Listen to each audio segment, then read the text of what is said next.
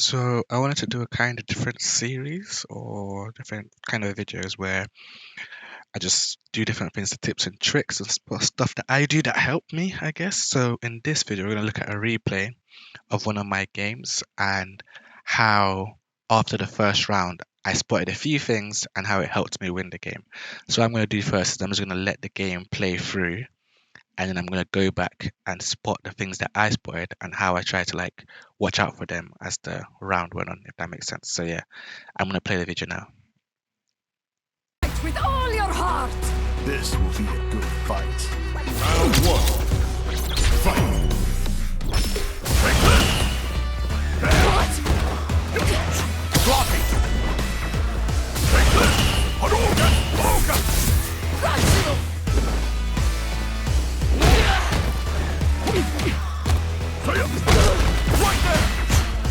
Hadouken!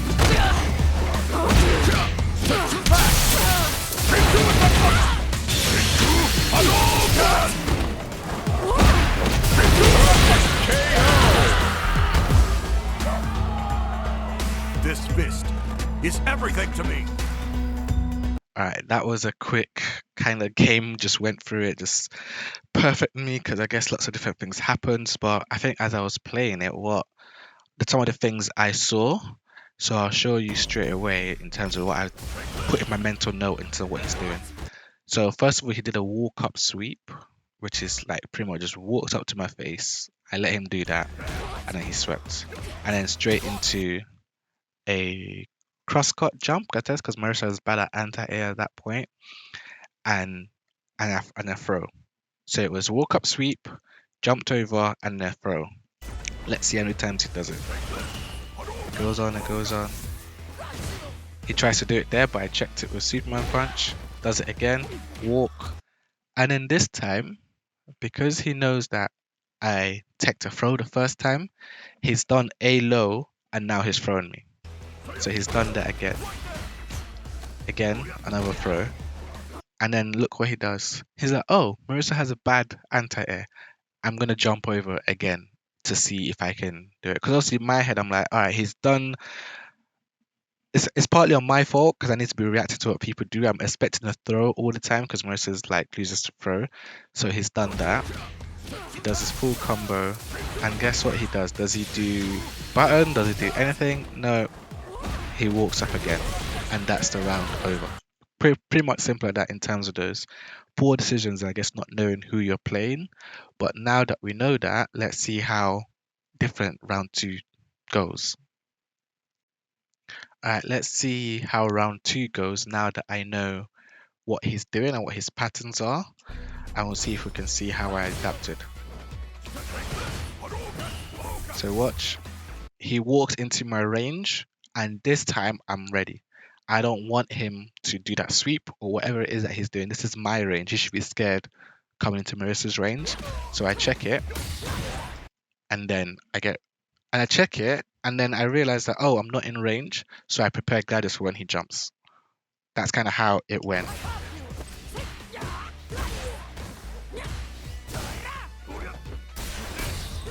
So here again, he did a sweep. If you can see, there's a sweep that comes through. I should punish it, but I'm working on recognizing when to punish moves like that. It's a practice thing that I'm doing. And then he goes for DI. I was charging Gladius because I honestly thought he would jump. He's done a sweep before into a jump like 3 or 4 times. I was expecting a jump. That's why I went for this. And then here, I messed up my meaty. That's on me. So it's a thing that happens while I'm still learning. I messed up my meaty, so he hits me first. As soon as he hits me, he jumps. Now, if you remember the last few videos, he's been doing the whole cross-cut thing to go into Marisa's blind spot. He's panicking that a DI is coming. There's no way he can get past me apart from jumping. I'm looking for that as well. He might grab me, but I might tech it as well. I think I'm looking for a grab and a tech. So what happens? I enter him. And then after that, it's just a case of knowing when you can DI and get certain DIs. He's got no bar here, and he's got no drive gauge. If you see after, let me go back. He does this. He's got Nothing to stop this DI from happening. Like this is a guaranteed DI all the time. So that's what happens. Now it should kill, but you know, I'm on modern, so it doesn't. Now this bit here is on me.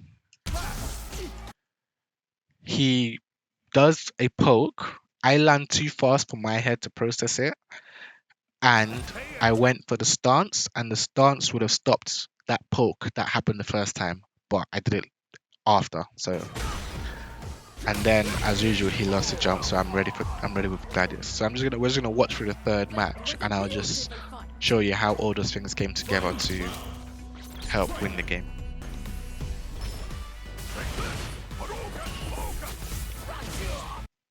Again, he's done 2 fireballs into walk up to go for the sweep. I'm checking it with Superman Punch this time.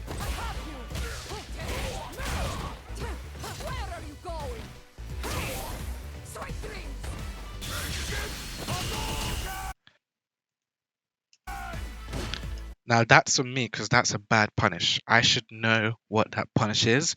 So I guess at some point I'm going to go into the lab to practice that because that was poor. That should be death.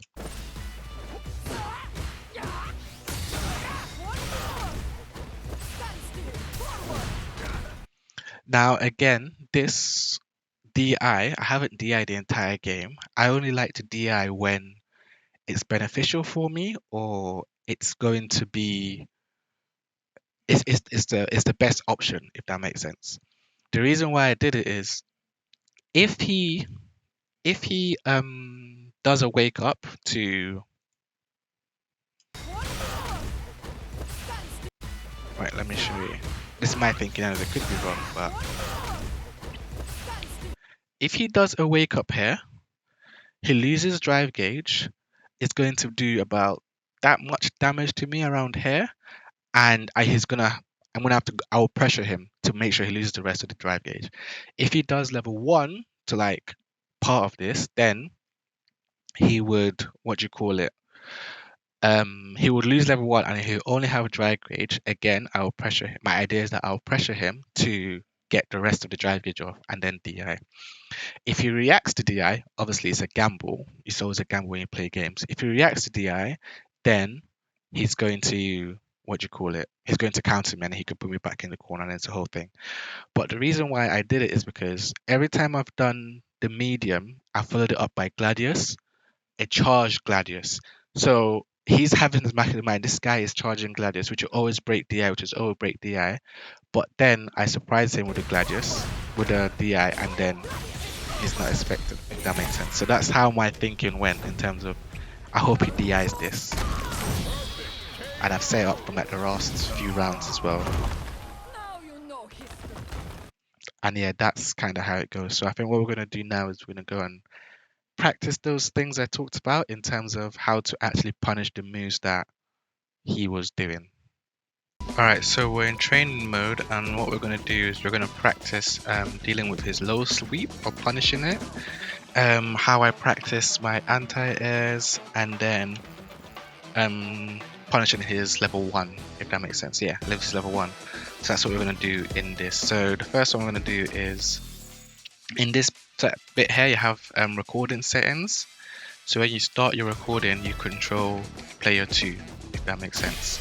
And to end the recording you just reset the the training mode. So for this, recording, walk up, sweep, that's it. And then you go to replay and you put the recording on. I'm gonna have repeat replay on, repeat, and then just click start replay so he does it. So when he does it, what I'm gonna notice is it's minus 12, so I need to pick a 12 frame move that punishes it, which is this, and I can do a whole combo, if that makes sense. So this is what I should have been doing in the game in reaction to blocking his sweep.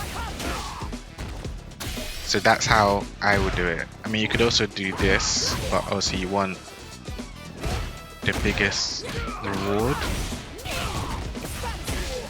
If that makes sense. So that's how I practice stuff. And I guess the other route is,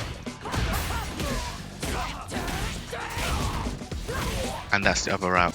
Alright, the next one is anti-airs. So how I do this one is, you've got a block reversal here, a block reversal button, and a wake up reversal.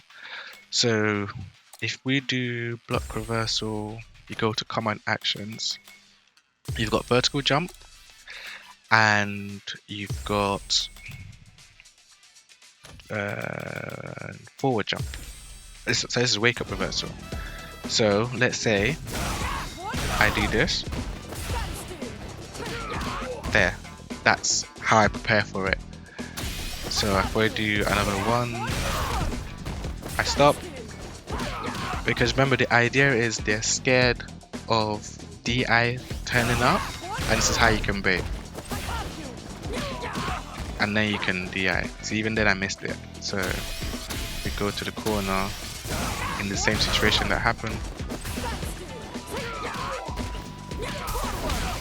And then that will be how it works, if that makes sense. That's what my thinking was. So that's one way of doing it, of practicing anti-airing. The other way is you can do it through block reversal. So if you do again vertical jump, and if you do again forward jump, and then also you have to have the dummy setting on block all. So now if he blocks, he'll jump, and he'll do a jump. This was to a reminder of the situation here where I missed the meaty. If you remember, I missed the meaty and he hit me, and he jumped straight away. So I will always jump backwards, because jumping over me is worse than if I try to predict jumping forward. Actually, it works both ways now that I see it. So I was going for this. Oops. And he jumped. So that's how you would practice it. Oh, so the last one is the level 1 super art. So if we put that on, I could just punish with that. That's what I should have done. And I guess I could add drive rush to it, because I was blocking with parry. And the reason why it's good to add drive rush to this one, if I do this, I can't combo with that because it doesn't combo. But if I use drive rush, I can get a lot more. If that makes sense. So yeah, that's also what I should have done in the game. But again, reacting of my strong suits. But yeah, let me know what you guys think about this videos, and then I might do a lot more of them going forward, just reviewing my matches and stuff. So yeah, but yeah, thanks for watching, and yeah, see you in the next one.